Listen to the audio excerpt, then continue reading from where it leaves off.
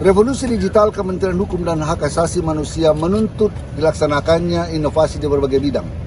Termasuk di masa pandemi ini, kita perlu melakukan inovasi agar tetap dapat selalu berolahraga.